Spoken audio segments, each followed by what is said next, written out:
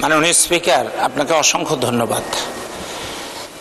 একটা অক্ষরের একটা শব্দ মা, তামাম পৃথিবীর মধুগুলো সেখানে জড়ানো।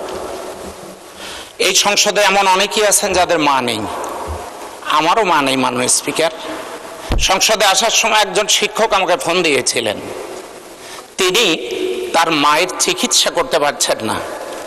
আমার প্রশ্ন হলো, সরকারি চাকরিজীবীদের প্রত্যেক মাসেই যদি 1-2 তারিখের মধ্যে বেতনের প্রয়োজন হয় আমরা দিয়ে থাকি, ঈদ চলে গেল, আজ মাসের 16 তারিখ। মাননীয় স্পিকার, মাদ্রাসার কোনো শিক্ষককে বেতন দেওয়া হয়নি। মে মাসের বেতনটা এখনো পর্যন্ত তারা পায় নাই। তো আমার প্রশ্ন হলো যে যদি আমরা বেতন দেই, এটা মাসের শুরুতে দিলে তো তারা উপকৃত হতে পারে। আমার শেষ কথা, আমার মা নেই, ওই লোকটার মা দুনিয়াতে থাকবে না, কেউই থাকবে না, কিন্তু এই লোকটা যেন এই সান্ত্বনা পেতে পারে যে আমি আমার মায়ের চিকিৎসা করতে পেরেছিলাম।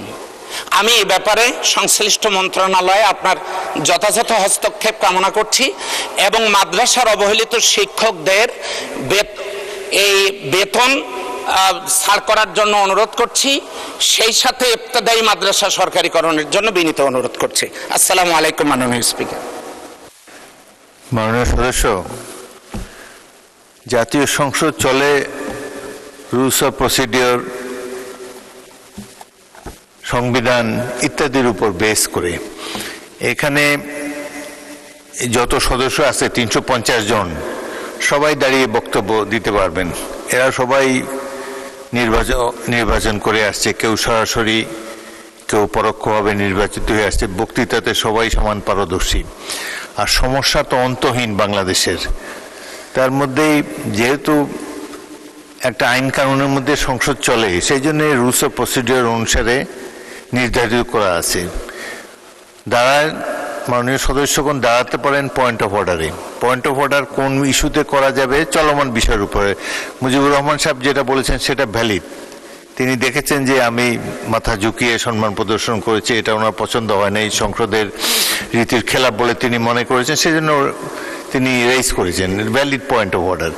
আপনি যেটা বললেন এটা তো একটা স্বাভাবিক বিষয়। এরকম বহু কর্মকর্তা পৌরসভায় এখানে সেখানে, আমি একটা পৌরসভার প্রতিনিধি, সেখানে 4 বছর আওয়ামী লীগ আমলে 4 বছর বেতন পায় নাই। 4টা বছর পৌরসভার কর্মচারীরা বিনা পয়সায় কাজ করে যাচ্ছে। সুতরাং দুঃখ দুর্দশা ভরা বাংলাদেশ। তার মধ্যে আপনি একটা তুলেছেন, ভালো, আপনারা আই অ্যাডমায়ার ইউর সেন্টিমেন্ট, আপনি গরিব কর্মচারীদের জন্য, শিক্ষকদের জন্য আপনি প্রশ্ন তুলেছেন। বাট সব কিছুর একটা টাইম আছে। সাধারণত টাইম হয় প্রশ্নকাল শেষ হলে, তারপরে প্রশ্নকাল শেষ হওয়ার অব্যবহিত পরে আপনারা দাঁড়াবেন। আমিও আগেও বলেছি, তখন হলো পয়েন্ট অফ অর্ডার রেইজ করার সময়। তারপরেও যখন বাজেট অধিবেশন চলে, এই সময় পয়েন্ট অফ অর্ডার সাধারণত দেওয়া হয় না, কারণ দীর্ঘ সময় বক্তব্য রাখতে হয়, এটা গুরুত্বপূর্ণ অধিবেশন। সুতরাং যখন ইচ্ছে দাঁড়ালেন, একটা বক্তব্য দিয়ে দিলেন, এটা সংসদে চলে না। কিছু মনে করবেন না, ভবিষ্যতে সময় অনুসারে বলবেন, প্রশ্নকালের অব্যবহিত পরে। এবং অনেক ভ্যালিড রিজন আছে আপনাদের দাঁড়াবার জন্যে।